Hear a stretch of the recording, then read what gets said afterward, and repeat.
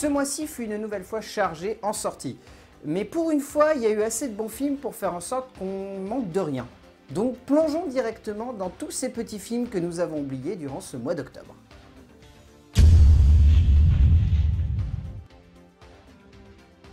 Il y a des figures qui inspirent le respect, d'autres qui inspirent plutôt la crainte, et d'autres tout simplement qui semblent puissantes rien qu'au premier coup d'œil. Ruth Bader Ginsburg est une de ces femmes, et les deux jeunes cinéastes qui ont souhaité dresser son portrait l'ont bien compris, et ont décidé de nous livrer un documentaire à la hauteur de ce grand personnage de l'histoire américaine, et de l'histoire des femmes et des hommes tout court finalement. C'est cela qui ressort d'un documentaire somme toute classique, que ce soit dans sa forme ou dans son fond, mais qui sonne comme une œuvre importante pour notre époque, et en un sens essentiel pour la manière avec laquelle on a choisi aujourd'hui de parler de l'égalité entre un homme et une femme. Un film donc essentiel dans une époque charnière que nous sommes en train de vivre actuellement, et un film qui je pense est assez important pour les étudiants en droit, ça c'est sûr.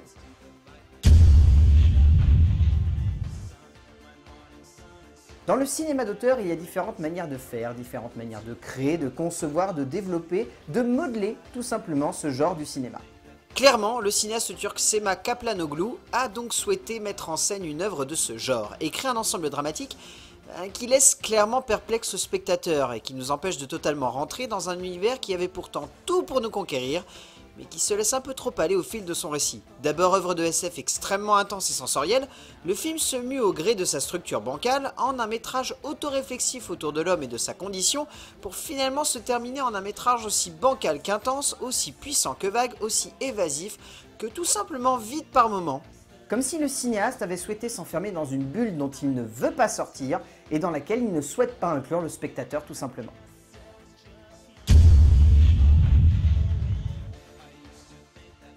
Dans le cinéma d'animation, il y a ceux qui se cantonnent simplement à faire de l'animé et d'autres qui cherchent à animer notre monde.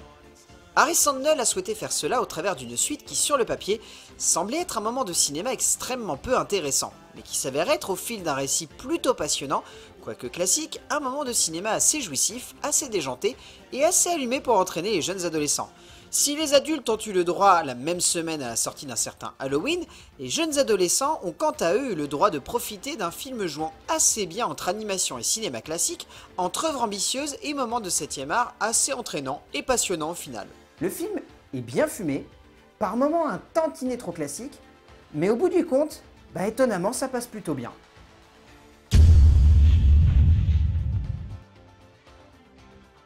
Au cœur du documentaire, il y a les personnes qui choisissent de faire des sujets engagés et d'autres qui choisissent de faire du cinéma engagé et surtout libre. Il est indéniable que le cinéaste français et ami du protagoniste central Michel Tosca a souhaité faire un film plus qu'engagé. Il a souhaité faire une œuvre qui soit la représentation d'une société, le pamphlet d'un monde moderne rejetant allègrement l'inconnu et le différent, celui qui se présente comme une victime et non un criminel. De ce métrage, qui regorge de bonnes idées, on retient surtout un joli message qui tient assez bien la route, malgré une tendance assez déstabilisante de la part du réalisateur à vouloir constamment intervenir et à ne pas laisser son protagoniste charismatique prendre les devants,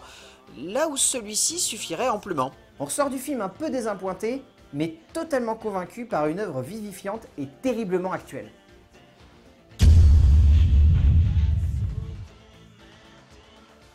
Sur Netflix, il y a du bon, voire même du très bon,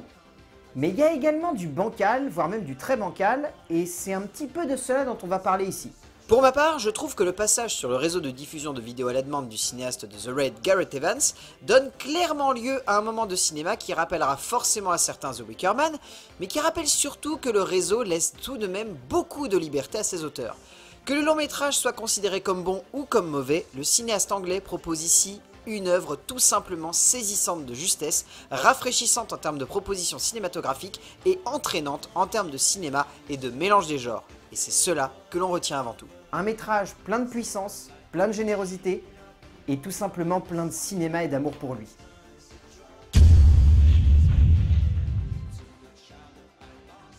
Quand on souhaite parler de politique, certains le font frontalement, comme un certain Sorrentino ce mois-ci, et d'autres le font de manière beaucoup plus subtile. Barbossa et Linhart ont donc souhaité, au travers d'un sujet assez classique, celui d'une famille se réunissant pour un anniversaire, nous parler du Brésil, de ses questionnements personnels et idéologiques au cœur d'une période assez singulière, celle de l'élection du président Lula au début des années 2000. En portrayant ainsi la bourgeoisie, les deux cinéastes se perdent un peu dans une vision assez étrange de celle-ci, et du coup, on ressort en ayant peu ri, pourtant but central du métrage, mais surtout où l'on ressort tout simplement peu convaincu par une œuvre entièrement bancale, mais passionnante, rien que par son sujet de base. Un coche assez loupé pour un film porté par deux auteurs qui ne manquent pas pourtant d'envie de questionner le spectateur et de le remettre en question.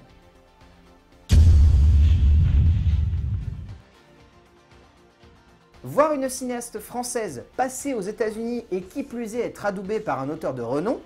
faut quand même avouer que ça a quelque chose de génial. Mélanie Laurent avait tout entre les mains pour livrer une œuvre passionnante, foisonnant de bonnes idées et portée par là même par un récit tout simplement génial et introspectif sur l'Amérique actuelle et les démons qui la parcourent depuis maintenant une bonne vingtaine d'années finalement. Mais non,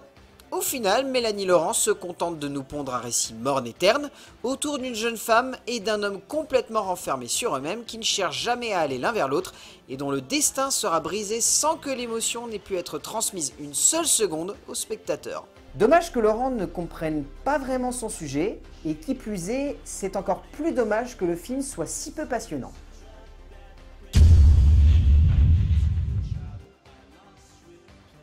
Faut bien avouer que les comédies françaises, dernièrement, on a tendance à se faire une idée rapidement du film, rien qu'à la surface que dégage le projet. Et pourtant, il serait dommage de faire la même chose avec le nouveau long-métrage de Michel Blanc, le cinéaste français parvenant ici à livrer un film choral surprenant, une œuvre émouvante et étonnante même par instant, et surtout, une comédie qui fait vraiment rire le spectateur pour un tout cinématographique assez jouissif et entraînant. On regrettera forcément que le cinéaste ne cherche pas plus à développer sa situation, mais au fond, ce que l'on regrette le plus, c'est que Blanc n'ait pas cherché à être encore plus cynique avec ses protagonistes, le tout sonnant comme clairement noir, mais pas assez pour que le comique résonne comme véritablement piquant et jubilatoire. En gros, ça fonctionne, c'est terriblement entraînant, mais on a quelques regrets que ça soit aussi peu intense et jouissif alors qu'on avait vraiment envie que ça le soit.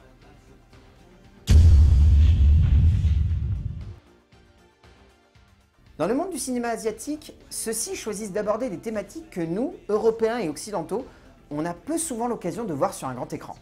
Ainsi, Eric Koo a souhaité nous raconter une histoire de famille, une histoire de filiation entre un père et son fils, une histoire avant tout passionnelle et romanesque autour d'un conflit, d'un pays, d'un groupe de personnes et des origines entourant ses protagonistes pour une œuvre fascinante et terriblement touchante. Le cinéaste singapourien le fait avec une justesse et une douceur tellement attachantes, détonnant totalement de son précédent métrage, le tout pour un instant de cinéma qui marque le spectateur, qui reste en tête à la sortie de la salle et qui rappelle à quel point le cinéma est un endroit où les cultures se mêlent et s'entremêlent pour mieux se rassembler dans un final détonnant et touchant.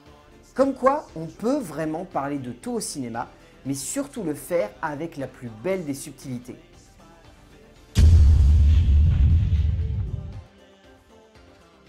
Ce que j'aime particulièrement moi dans le cinéma, c'est que c'est un des arts qui sait le mieux parler de la famille et de ses tourments intérieurs. Guillaume Sénès décide ici de nous raconter une histoire qui peut sembler assez bizarre, celle d'une mère qui, ne pouvant plus supporter le fait que son mari la cantonne à la maison, décide de partir et de le laisser seul avec ses enfants, le tout pour un récit donc bien étrange, et particulièrement touchant au final. On reste un peu coincé par le fait que le cinéaste français se limite un peu à de l'anecdotique par instant, alors qu'il aurait pu proposer quelque chose de plus intense et de plus profond, mais honnêtement, le reste est tellement bon, et étonnant surtout, que l'on accepte assez facilement de cautionner les petites erreurs du cinéaste. Car s'il parvient à parler de la famille avec force, il réussit également à développer un monde du travail particulièrement soigné.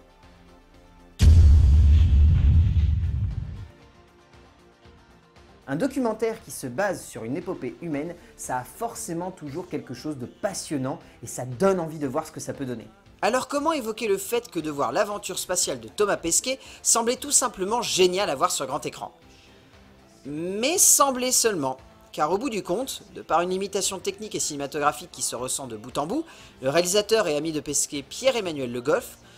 ne réussit pas à livrer une œuvre entraînante. On ressent la passion pour l'aventure de l'astronaute français, l'envie de s'attacher à celui-ci, mais il manque quelque chose de flagrant et d'évident finalement dans la démarche. Il s'agit simplement d'un besoin d'immersion qui ne se fait jamais, ou presque pas, ressentir tout du long du film. L'envie y était, la passion pour Thomas Pesquet y est clairement, mais alors il manque quelque chose, et ça fait que le tout est pas du tout énergique et que ça ne marche pas du tout pour le spectateur finalement.